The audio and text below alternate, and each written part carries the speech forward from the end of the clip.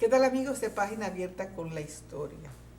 Si usted le ha ido dando seguimiento a este programa, usted debe saber que tenemos en agenda a don Tomás Bobadilla y Briones, ese personaje que jugó un rol tan importante y que no todos los historiadores le dan pues la preponderancia que jugó en su momento.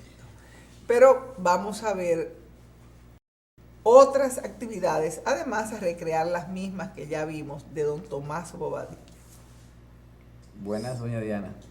Pero pienso que antes de continuar con don Tomás, agotamos la agenda de los primeros minutos o tres del programa, hablando brevemente de las actividades de la historia en los últimos días, ¿cierto?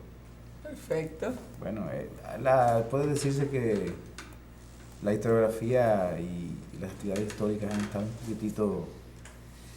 poquito mermadas, tal vez por el mismo de la situación social y política que hemos vivido en las últimas 2 semanas.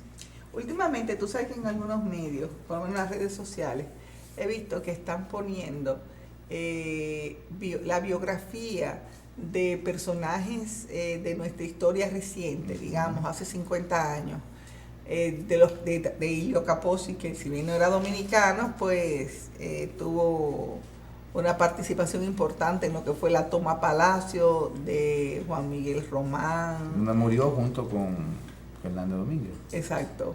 De Fernández Domínguez, también de Euclides de Morillo, por ejemplo, yo que tantas veces tomo esa calle por diferentes razones, no tenía en mi memoria que era uno de los jóvenes que había tenido una participación activa en el marco de la Revolución de Abril y en particular en el marco de la toma del Palacio, pero además que era desde su adolescencia. Yo diría del intento de la toma del Palacio, porque exacto, no lo tomaron. Exacto.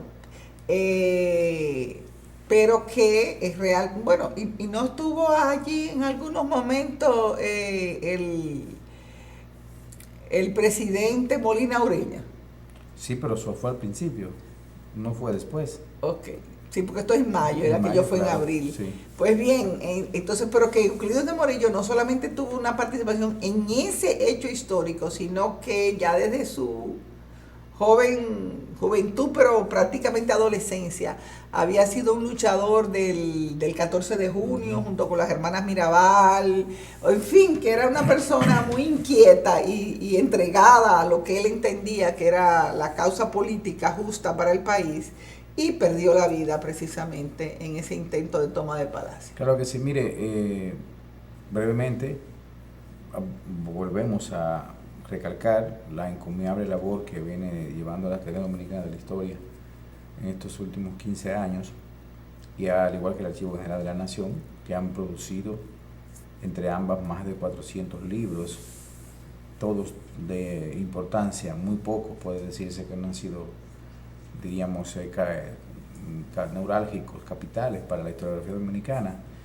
Y pues en esta semana se puso a circular otro libro interesante sobre relatos de viajeros a Santo Domingo, que incluye relatos de Schomburg y el cónsul inglés durante la 1849-1854 por allá, y otros relatos. Sí, que es interesante ver, claro, la perspectiva, la visión, claro, extranjera. Claro. O sea. Dentro de esta labor está pues interesantísima. Sigue el Archivo General de la Nación publicando libros. En las redes sociales hay algunas páginas que se mantienen y que siempre nos mantienen, valga la redundancia, informados. Por ejemplo, hay una página que se llama Imágenes de Nuestra Historia, de un caballero, Bienvenido Pantaleón, que a diario nos ilustra con imágenes, fotografías de todo el país, aunque hay una interesante concentración en Santo Domingo. También Alejandro Paulino mantiene en las redes sociales una interesante interacción con precisamente pero a través dominicana, o sea, como algo particular suyo, sí, o a través de donde trabaja, que es el archivo. Individuo en particular, sí. Y se van sumando una serie de personajes locales, nacionales, que indudablemente vienen contribuyendo un poco con el acervo. Lo único que yo lamento es que, como todos sabemos, las informaciones en las redes sociales son tan abundantes, tan amplias, que se diluyen en pocos minutos. Y prácticamente, pues, sí, o sea que lo que te llega a los minutos te están llegando más cosas. Se olvida tal vez no juegan, no llegan a jugar el papel esencial. Y el profesor de la Universidad de Sevilla, Juan Marchena, que estuvo en el programa la semana que estuvo en el pasada. programa, no tuvo una actividad en la academia. Claro, la semana pasada tuvo una actividad. Por eso me imagino. Pero no solamente en la academia, también en el archivo, en la Pucamaima, y fue reconocido por la Universidad Autónoma de Santo Domingo. Qué bien. Se le entregó un reconocimiento vía el Departamento de Historia de la universidad. Como ve, pues aunque no tantas, pero la academia se mantiene, se perfila, y pues seguimos avanzando en el espacio historiográfico dominicano. Qué bien, hay mucho por hacer. O sea que Bernardo Vega le dio continuidad a lo que venía, así, a lo que hizo pues Moya Pons y Moya Pons a los que le precedieron. Y no solo continuidad, le imprimió también sus propias iniciativas. Usted sabe que Bernardo Vega tiene algunas características, y una de ellas es la producción bibliográfica, y eso lo llevó a la academia.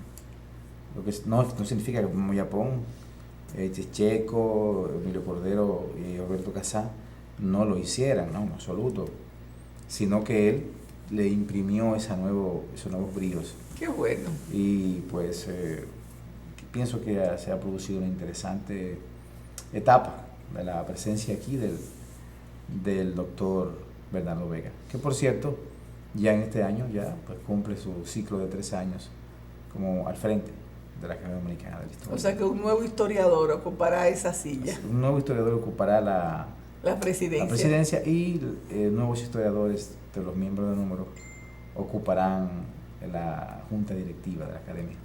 Bueno, pues en agosto ya. Qué bueno. Luego de agotado pues estas noticias del mundo de los historiadores, volvamos a nuestro tema. Claro. Que es don Tomás Bobadilla, porque de verdad no quisiera postergarlo para que no tuviéramos que tomar otro programa, sino que hoy pues podamos concluir la biografía y la vida y los aportes de este hombre del siglo XIX. Claro que sí. Nacido en el último lustro, en el último 1786, como hemos recalcado en programas anteriores, 30 de marzo de 1786. O sea, que nació a finales del 18, pero como tuvo una vida larga, se extendió durante gran parte del siglo XVIII. Murió a los 86 años, el 21 de diciembre de 1871. O sea, fue, si quieren, privilegiado de la época, murió de 86 años. Exacto. Lo cual es realmente una época donde no había antibióticos, donde no había una serie de medicamentos que hoy permiten pues la longevidad. Se conservó bastante. O sea, un hombre muy dilatado, una vida muy dilatada, de 85 años, muy dilatada. Así que nada, pues comencemos. Doña Diana, mire, voy a comenzar retomando el tema. Hay que recordar que nosotros, el programa pasado, hicimos la pausa para continuar en cuando iniciaba el año 1843. Pero antes de continuar con ese relato, voy a hacer una poquitita de remembranza, de recordar un poquito lo que hemos tratado, de agregar algunas pautas. Por ejemplo, mire, una de las cosas que a veces se comentan y es muy parte de la historiografía que lo he podido leer, es que Tomás Bobadilla y Briones es como un olvidado de la historiografía, como ese personaje y olvidado. Mire, eso es relativo. Yo diría que lo que se ha tratado es no de olvidarlo, sino de relegarlo, en cierto modo, precisamente porque su propia vida, sus propias actuaciones no son ejemplarizadoras para construir una historiografía nacional nacionalista, una historiografía estatista, teniendo global como modelo, dado su propia dinámica de vida. Y dado al hecho de que fue parte pues del terreno burocrático de los haitianos de durante la época de ocupación, en fin, de todo sí, el mundo. lo vamos a ver, vamos a ir, porque ya hemos visto hasta dónde, pero quería acotar este asunto. Mire, José Gabriel García no lo rechaza, o sea, no lo diríamos que de plano no lo oscurece, pero lo califica, le llama conservador, lo lleva a planos que los trata de relegarlos en sectores que pues representaron para la historiografía nacional o representan para la historiografía nacional esa antítesis, ese antagonista. Pero mire, desde el momento que tú lo enfrentan con los trinitarios, inmediatamente tú lo están descalificando. Es. Lo que no tiene que ser cierto, mire, porque tú puedes tener las mejores intenciones y trabajar bien y haber tenido tus discrepancias con los trinitarios. Claro, pero mire, Morilla le dedicó una biografía. Roberto Casá ahora le dedicó una pequeña biografía. Cestero, creo que fue Cestero que le dedicó 6 artículos en el Archivo General de la Nación, en el boletín del Archivo General de la Nación. Betilio Alfa Durán le dedicó varios artículos. Fue mencionado constantemente por Alcides García Lluveres. O sea, ha sido un personaje que dentro de los historiadores dominicanos siempre ha estado de alguna manera presente. Algunos no le han dado su importancia, otros sí, como el caso de Betilio Alfa y otros más. Yo, por lo tanto, debo concluir que a diferencia de lo que se cree, no ha sido un personaje olvidado. También en el libro sobre biografías de dominicanos, de puertoplatense, ahora se me olvida el nombre, pues aparece dedicado en la biografía, aparece en el libro de Luis Alemar sobre los próceres de la independencia. O sea, es un personaje que no ha sido definitivamente, como yo repito, relegado. Aparece y no se le ha dado la importancia, pero aparece, no está completamente oscuro. Tomás Bobadilla. Pero quizás, Welmer, aparece en los libros que están más destinados a las personas que les gusta investigar, a las personas que les gusta ahondar. No así en los libros que están destinados a los jóvenes estudiantes. No aparecen los jóvenes. Y en consecuencia, ¿qué % de la población crees tú que tiene acceso a esos libros especializados? Un 3, bueno, creo que es mucho. Yo pienso que... O sea, que estamos hablando de que el 97% de la población lo desconoce. Pero vamos a ser en estos sinceros y ser ciertos. Es que yo creo que Tomás Bobadilla no debe aparecer con esa misma intensidad que lo hicieron los demás, diríamos, protagonistas de la historiografía dominicana o de la historia dominicana. Porque Bobadilla, si bien es indudable que aparece en momentos claves en la República Dominicana, pero como dijimos en el programa anterior, no es un personaje que más allá de algunas acciones importantes que tomó, se le puede considerar como un patriota o se le puede considerar como un personaje netamente, diríamos, con un sentimiento patrio enraizado, sino que más bien fue un personaje coyuntural, un tipo que se adaptó con mucha eficiencia a los vaivenes de la política. Y por eso yo, cuando leo sobre él y cuando me he permitido ahondar, he concluido, doña Diana, en que más que un patriota, más que un político, fue un funcionario.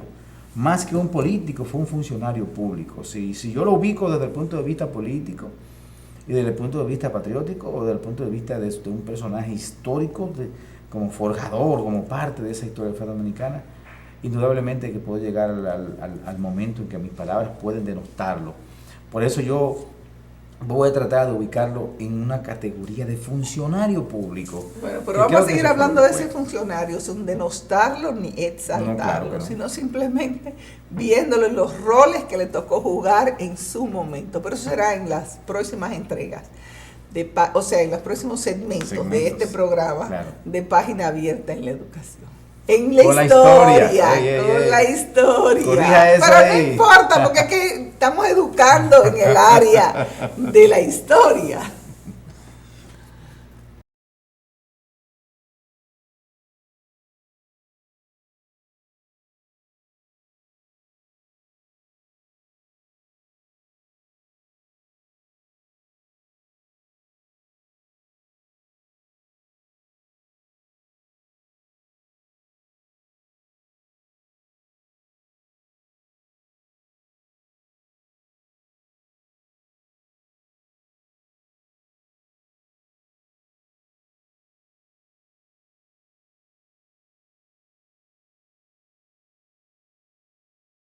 Bien, bueno, sigamos con don Tomás Bobadilla. Recordemos que en el año 1811, exactamente el día 2 de abril de 1811, él recibe Él tendría unos 25 años. 25 años cumplidos. Recuerde que dijimos en el programa pasado que él postuló para ser el escribano público de Santo Domingo, pero que como tenía 24 años, ahí, tuvo que esperar dieron que vueltas llegara y vueltas ese momento. y esperaron que cumpliera los 25 años, que fue el 30 de marzo de 1811, y entonces el día 2 de abril es nombrado. Oye, pero lo estaban esperando. No, es que eso estaba para él. Bueno, sí, es que de hecho, si usted lee su limpieza de sangre, que él mismo relata, que inició en noviembre del 1810, el fiscal lo dice, él no tiene la edad, pero va Tiene retardando todas las todas las condiciones, porque tenía una vasta e interesante experiencia siendo amanuense. Yo le expliqué, yo le dije en un programa pasado, de algunos notarios, y también fue ayudante de escribanía pública en San Germán, en Puerto Rico. Entonces ya en 1811 ocupa esta posición y hasta 1820, o sea, fue una posición interesantísima. Que pudo ejercerla durante 9 años. Claro, pero que no solamente eso, sino que fue el tesorero el tesorero de la Real Hacienda, de la Hacienda del gobierno de Núñez de Cáceres. O sea, que estamos hablando de que todo lo que se llama periodo de la España boba, o sea, de la ocupación española, Sí. luego de la batalla de Palo Hincado, o sea, luego de que los franceses tuvieran que retirarse, ocupa toda la oposición y también en el gobierno de José Núñez de Cáceres. Claro. O sea, en la llamada independencia Y efímera. fue regidor de Santo Domingo también en 1820. Fue regidor de Santo Domingo. Postuló para ser escribano público, notario público, tratando de comprar una notaría en Santo Domingo. Que era vendida en esa época. Sí, claro, es que había que pagar para eso. Y también para ser regidor. O sea que el personaje estuvo ligado a la vida pública, mire, ¿desde qué edad? Desde los 16 años, cuando era ayudante de notario, hasta los 25 años, 35 años en el 21. Mire cómo a los 35 años es el tesorero del país, de la patria, con Núñez de Cáceres a la cabeza. Y cuando llega la ocupación, cuando llega la presencia haitiana, se convirtió en uno de los hombres de confianza de Boyer. Y pasa a ser uno de esos hombres que defienden el régimen haitiano.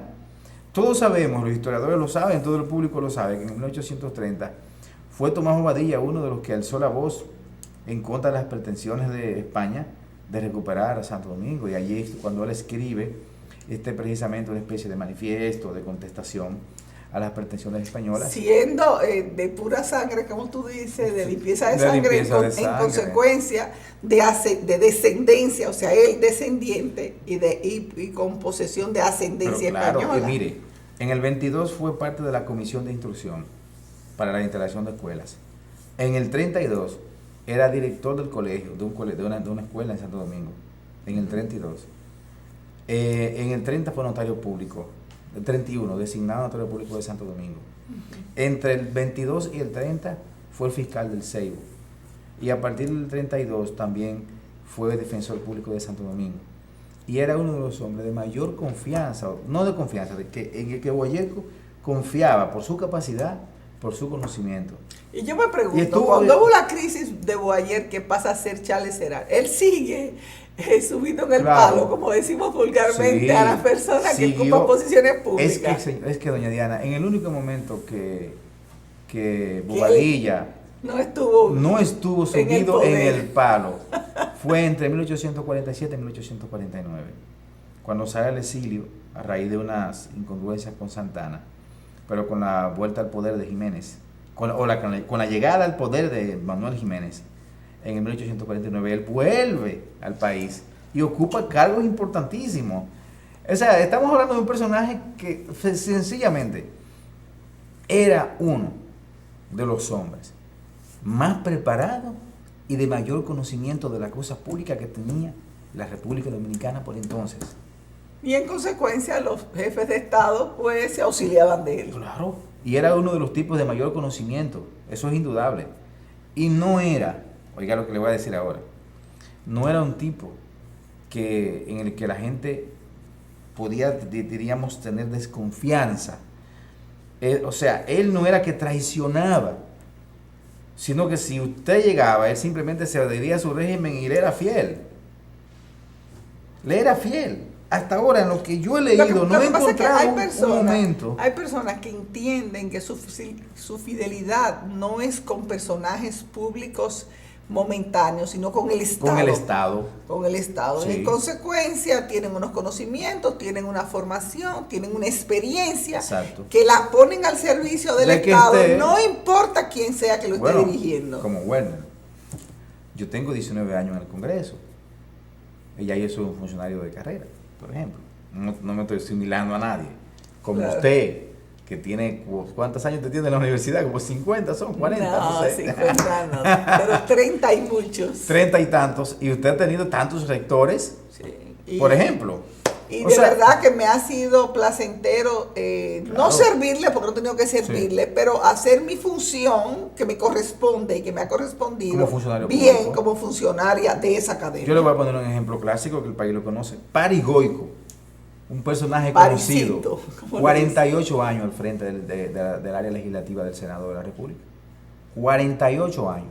O sea que ahí está los gobiernos de Balaguer, o sea... Desde 1967, 66, que andaba rondando por ahí, hasta la actualidad, porque todavía no está retirado. O sea, los 22 años de Balaguer, los 8 años del PRD y todo lo demás del PLD. Y todos los presidentes que pasan y vienen y van, y Pari Goico sigue como un funcionario público.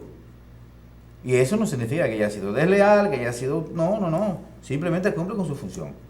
Entonces, es para que veamos un símil. No es igual, naturalmente, porque también Bobadilla tenía sus propias ideas.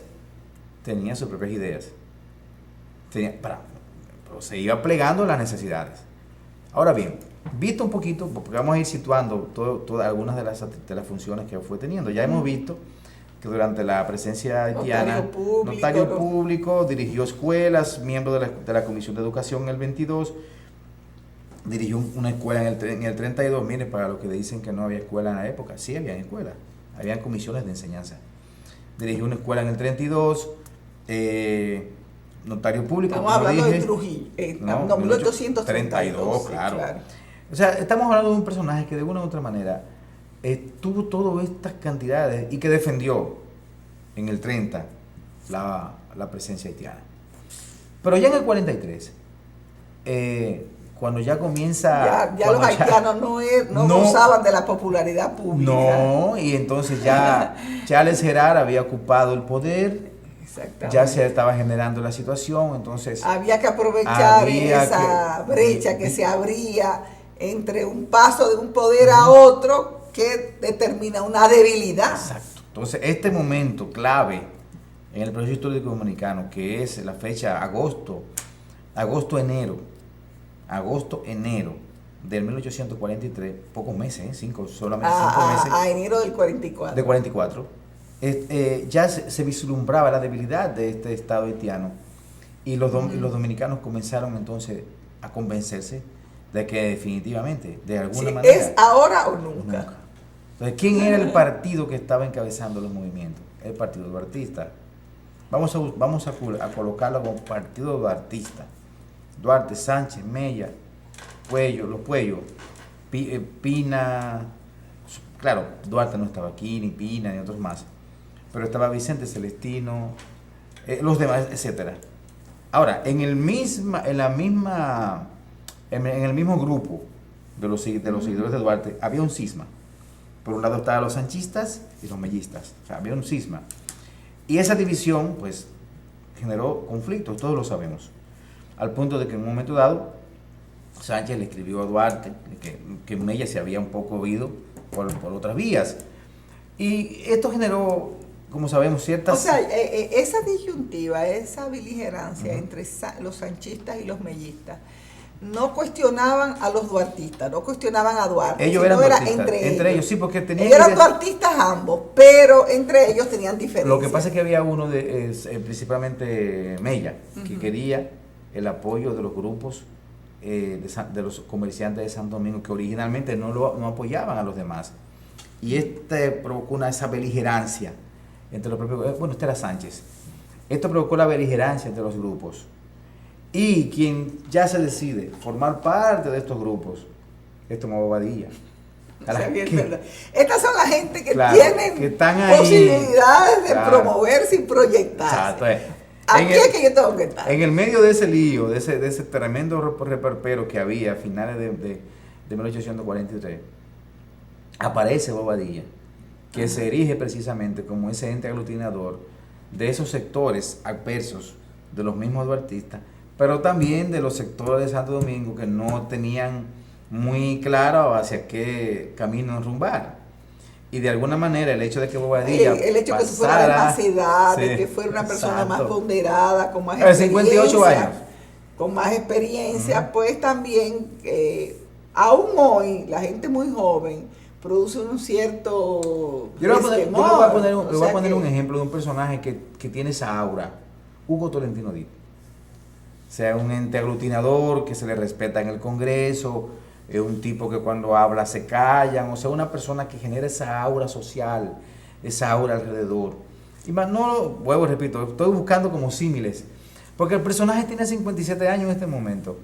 Él cumplió los 58 en el 44, en esta etapa tiene 57. Por cierto, Hugo sigue en el Congreso. Sí, claro, parece que como diputado nacional. Diputado nacional. Sí, del PRM. Sí. Era el número 1 del PRM. Bueno, si era el número 1 no hay el número 1, el número sí. 2, y creo que el PRM. Tony Raful, con Tony Raful, creo que Tony tenía... El número 1 o 2, Tony Raful. Okay. Son ambos. Bueno, Hugo Tolentino está aprobado como un diputado vertical.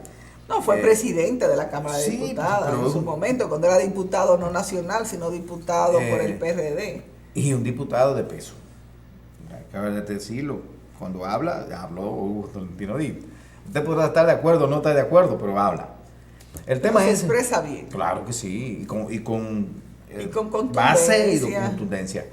Entonces, mire, es más o menos que en este momento le estoy situando un personaje así, 57 años, toda una vida dedicada a la cosa pública en Santo Domingo, porque vivió desde 1810 constantemente en Santo Domingo, no solo de Santo Domingo.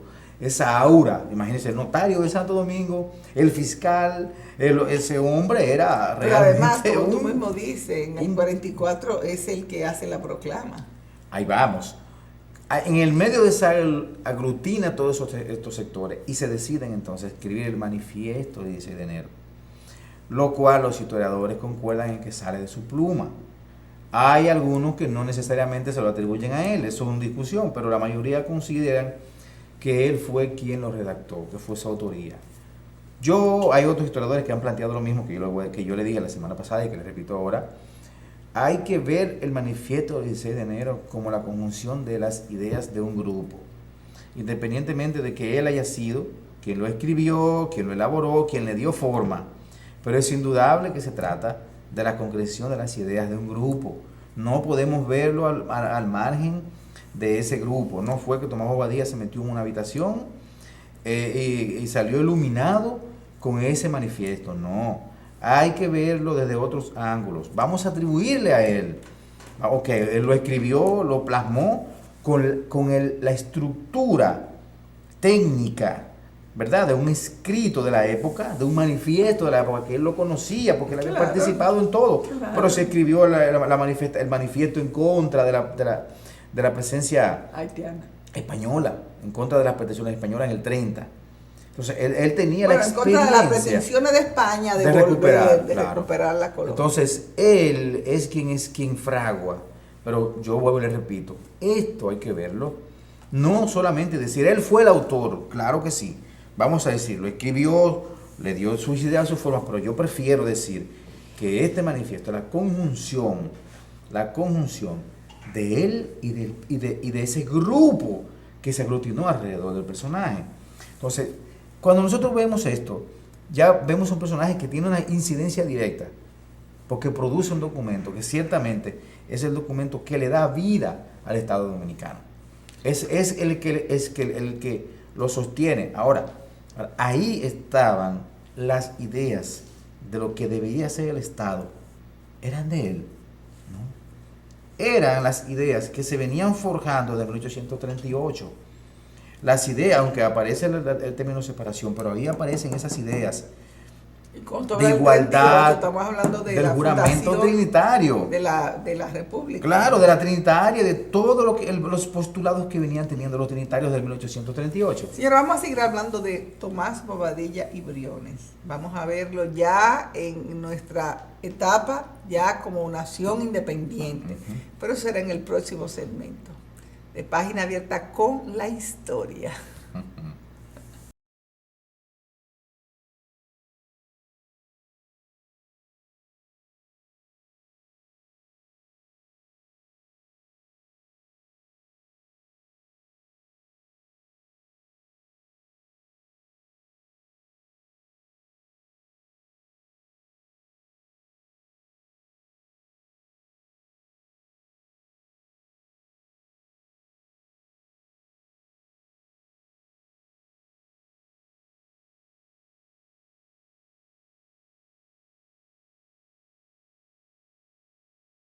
Bien, Welner Félix.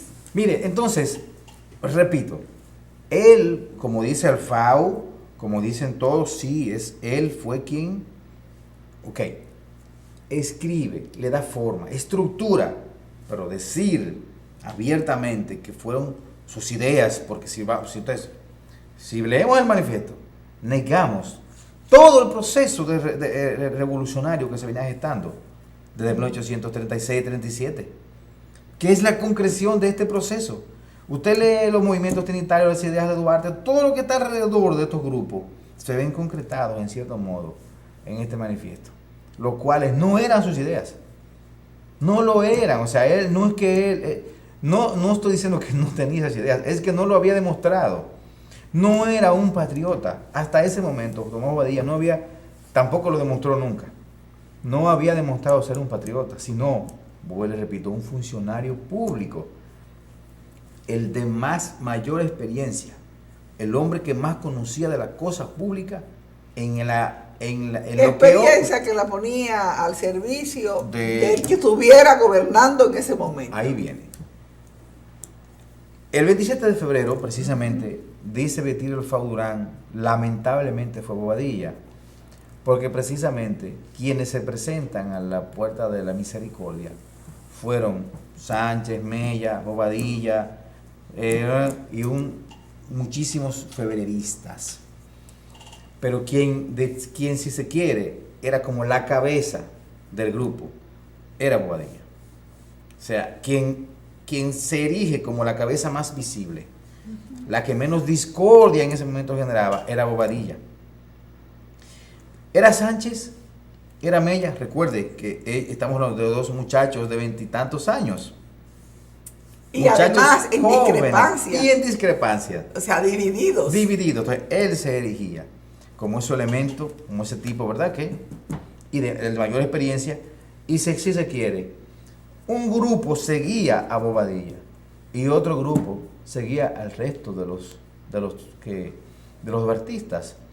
Y él se mostraba como la especie de lente de equilibrio.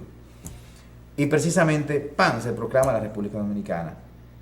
En esas confusiones de que quién era que estaba ahí, pues va Sánchez, erige la bandera, la bandera, y entonces se comisiona a Bobadilla, a Manuel Moreno y a Jiménez para que vayan a buscar, o sea, apoyo de hombres de los alrededores, pero también a evitar una insurrección que se estaba generando estando en Monte Grande y en Jaina. Hay que recordar que los habitantes de Monte Grande, que es una comunidad que ya desapareció, ¿dónde estaba ubicada? Cerca de Jaina Mosa, por allí por la carretera Mella, a la izquierda, después del cruce de la Charles de Gaulle. Era en esa zona, que todo pertenecía a Sabana Grande del Espíritu Santo y esas cosas, lo que hoy es Villa Mella. Ahí está Sabana Perdida, Monte Grande, todas esas zonas que eran lugares. O sea, el lugar sigue, lo único que ya no no se llama así, Monte Grande. no se llama Monte Grande. Pero también es como pajarito con... Sí, como pajarito. con Villa Duarte. Pero también los habitantes de Jaina y de San Cristóbal, que eran todos descendientes de esclavos y antiguos esclavos. Ajá. Ellos estaban opuestos originalmente a la independencia porque se les había hecho creer que se iba a restablecer la esclavitud. Entonces, se comisiona a Bobadilla, a Jiménez y a otros más para que vayan a hablar con ellos. Manuel Jiménez va hacia Jaina y Bobadilla va a Monte Grande. Ay, doña Diana. Esto, pues, ocurre aquí lo que ocurre mucho en la historiografía. Se le atribuyen a los personajes hechos históricos que no necesariamente fueron así. Hubo un personaje poco conocido que se llama Cundo Guillermo, algo así, que él relata, y fue secundado por otro febrerista llamado Ravelo, que en el año 1843 Sánchez lo comisiona para que vaya a Monte Grande a conversar con uno de los dirigentes de Monte Grande, apellido Chambá, para que ellos se unieran al movimiento independentista. Eso fue en el 1843. Y en el 1844 ellos mismos relatan, y lo dice también Noel, que precisamente este señor, Cundo Guillermo, sí, el arzobispo Noel, Cundo Guillermo, que ya tenían los contactos con Basora, que era el dirigente de Monte Grande, y con Chambá. Los nombres denotan que eran de origen esclavos. Los comisionan junto con Bobadilla para que precisamente fuesen a ganar a la causa dominicana. En otras palabras, estos personajes casi no son mencionados. De hecho, Betilio Alfa Durán los considera ilusos. Los considera que fueron opiniones amañadas, que no tenían certidumbre, pero da curiosidad que dos personajes coincidan en sus propios relatos. Por lo tanto, algo de certidumbre tienen, no dos, tres. El tema aquí es que no fue Bobadilla el que necesariamente logró apaciguar a estos de Monte Grande, sino la participación de todos estos hombres que venían hablando con ellos de 1843.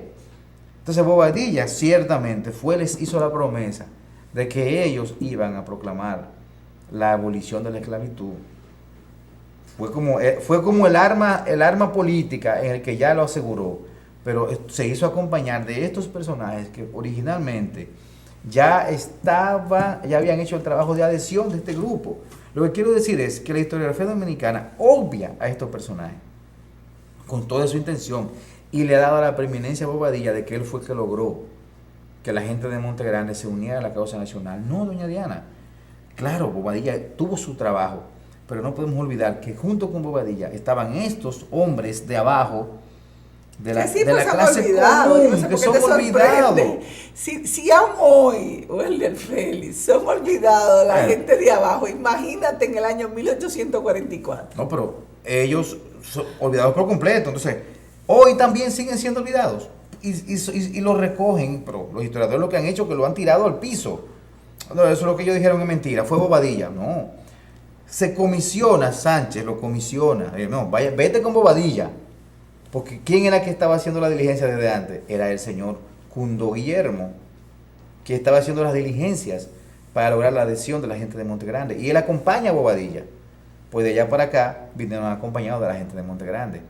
Entonces Bobadilla no, la Junta Central Gubernativa, presidida por Bobadilla, dicta su primer decreto, que fue precisamente la abolición de la esclavitud. Ahora, ¿eso significa que Bobadilla era esclavista? ¿O era antiesclavista? Pienso que podía ser más esclavista. Yo creo que era más esclavista que antiesclavista. De hecho, había sido funcionario en muchos regímenes esclavistas. Es que fue coyuntural, doña Diana. No se le conoce otro documento ni nada de expresiones en contra de la esclavitud. Volvemos a lo mismo. Es el problema de la adaptación del personaje al sistema al cual responde. Entonces, no, por eso yo no puedo decir que era antiesclavista, que era lo mejor. No.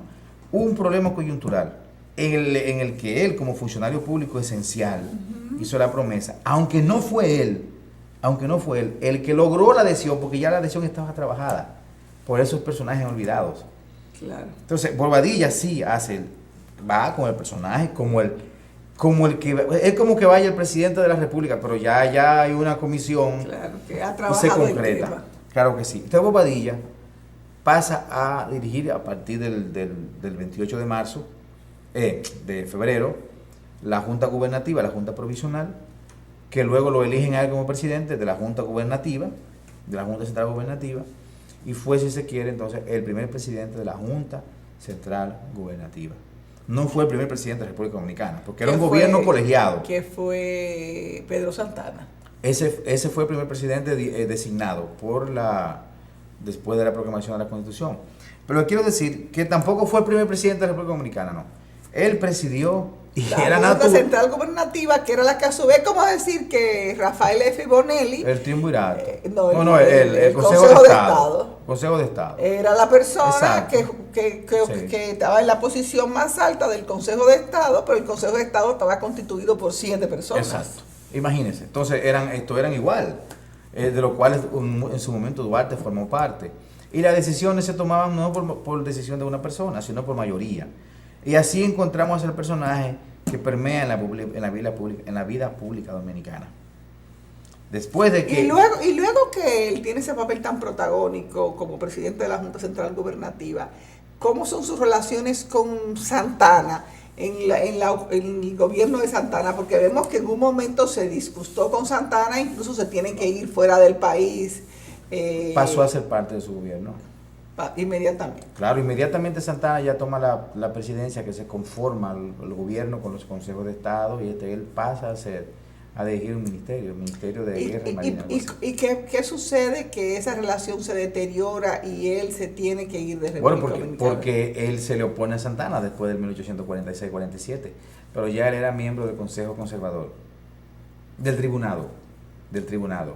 Se le opone a Santana. Y se tiene que ir de República Dominicana. Se va al exilio.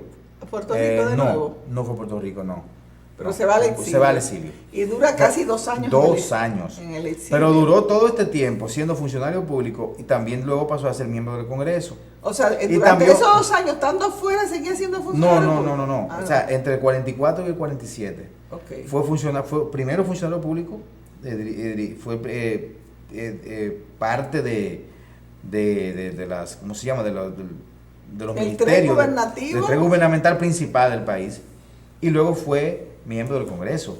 Se va, y cuando viene sigue siendo miembro del Congreso. O sea, cuando viene es del regresa gobierno de Manuel Jiménez. De Manuel Jiménez en el 49, pero de ahí entonces pasó a ocupar cargos eternos. O sea, fue miembro del Congreso, siguió siendo notario público, que se le fue ratificada por el gobierno de Valls en el 54. Siguió siendo miembro del Congreso, fue fiscal de la Corte de Apelación, fue presidente de la Suprema Corte de Justicia, que fue uno de los cargos más altos que ocupó dentro del tren gubernamental. Yo diría que como después de presidente y vicepresidente. En esa época, más o menos, era el tercero. Exacto. Sí, entonces, mire todos los cargos que va ocupando el personaje, y que todo el tiempo ocupó un cargo importante. Cuando no era miembro, entonces mire una característica.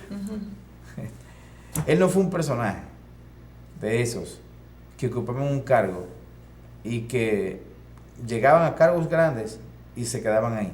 No. Él ocupaba un cargo pequeño. Por ejemplo, era notario público, era fiscal. Pues de fiscal podía ser regidor. Regidor podía ser miembro del Consejo Conservador y volver a ser fiscal. O sea, él no tenía ningún problema en subir y bajar las... Yo te voy a decir algo. Las escalas. Yo pienso y siempre he pensado que las personas no deberían tener resquemor en si yo fui diputada, luego ser regidora. La gente, ¿cómo regidora? Pero eso es un exceso. No, yo creo que si tu experiencia ha sido buena y tú puedes dar un aporte en cualquier otra área, ¿por qué no? O sea, la gente tiene entendido que si tú compras una posición, por ejemplo, yo fui vicerrectora, que yo no pudiera ser directora de la escuela de idioma, pero yo sería una, no me interesa, para mis compañeros, para mis compañeros, pero yo creo que yo sería una muy buena directora de la escuela de idioma, porque tengo, o sea, vengo, y si yo fui ya directora de la escuela y gané experiencia, volvería con mucho más experiencia, me imagino, claro, pero lógicamente no me interesa, y debo aclararlo, pero no entiendo por qué la gente no puede bajar. Al contrario, hay sistemas que precisamente plantean que haya una permanente movilidad, claro, de las posiciones, y que si tú subes, tú puedes bajar. Pues no hay ningún problema. Claro, pero sí, resulta que él no tenía ese problema. Él no tenía ese problema. Me parece que ya simpatizo con él. Bajaba, subía, y dio un punto interesante, pues ya sé que estamos terminando. Cuando se proclama, por cierto, mire lo interesante. Pedro Santana, Buenaventura Báez, Pedro Santana, Buenaventura Báez, porque él luego ya hace las paces, claro, con Pedro Santana. Y todos los presidentes. Y ya le sirvió a Buenaventura Báez. Todos los presidentes, a todos. ¿Y cuándo muere? ¿Y cuándo muere? Ahí voy. Vamos a ver. Durante la presencia, durante la anexión a España, se queda con Pedro Santana. Con Pedro Santana, o sea, que le sirve al gobierno español. Muerto Pedro Santana, le sirve al gobierno español. Al mismo gobierno que 30 años antes lo criticaba. Para que usted vea cómo el tipo se va acoplando y simplemente cumple con su función. ¿En qué año murió, dijiste? 1871. O sea que murió en Puerto Príncipe. Varios años después de que ya hubieran salido los españoles. Pero, o sea, le sirve al gobierno español. Muerto Santana. Sí, sigue sirviéndole. Ajá. Es y cuando los restauradores vencen. También sigue y le sirve al gobierno restaurador. O sea, ese mi héroe. Le sirve al gobierno restaurador. Según esa comisión, como esa comisión de transición de los de 65-66, sí, para restaurar el gobierno, etcétera, y es el hombre que ocupa esas posiciones importantes para dirigir esos cambios. Fue parte de los grupos de la comisión para la adaptación de las leyes en el 63, durante la ocupación española. O sea, él simplemente se readaptaba a las situaciones y al final entró en contradicciones con Buenaventura Báez.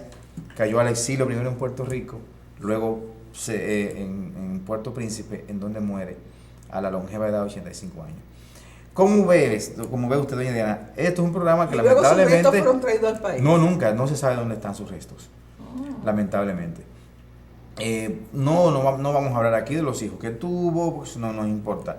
Hemos visto a grosso modo, por arribita, un personaje para que comprendamos qué fue este personaje. Y visto en esta perspectiva, su condición no es de político, su condición no es de un patriota, es de funcionario público. De funcionario público. O sea, en su documento nacional de identidad tenía que decir funcionario público. Claro, usted le va a atribuir a él pues yo te voy a decir situaciones algo. importantes. En francés, la palabra funcionario significa que tú trabajas para el Estado. ¿Para el Estado? No que tú tienes una función de alta envergadura. Basta con que tú trabajes para el Estado para tú ser funcionario. Y usted, ni yo soy quien, ni como historiador lo haría. Voy a descalificarlo porque él apoyó a la anexión a España, porque él era conservador. No, ese no es mi problema. El personaje era un personaje funcionario público que simplemente se adaptaba a cada momento, a cada quien que haga su juicio de valor, que ese no es mi papel. Ahora, lo que yo no lo puedo considerar un patriota, independientemente de que tuvo su papel, ya sé que nos vamos, 30 segundos, su papel en el manifiesto del 16 de enero, independientemente de que tuvo su papel. Pero tuvo su papel porque eso era lo que en ese momento se requería. Pero no era porque no es el padre de la patria. No es el que cree que la República Dominicana tiene que ser libre según de la isla. No fue que duró 8 años fajado luchando como los duartistas o los otros, no sé, o los seguidores de la independencia, no sé. No es que se fajó para luchar y que murió por la patria, no, nada de eso. No tiró un tiro. No. Fue un personaje que respondió a las circunstancias. Bueno, no fue un señores, héroe, no fue un patriota, ese era nada por el don estilo. Tomás Bobadilla y Briones. Yo creo que en esta mesa lo hemos pues desmenuzado en todos sus aspectos, que es un personaje que, como tú bien dices, pues tiene que ser conocido por aquellos que nos interesa la historia. Será hasta una próxima entrega, Werner Félix, de Página Abierta en la Historia.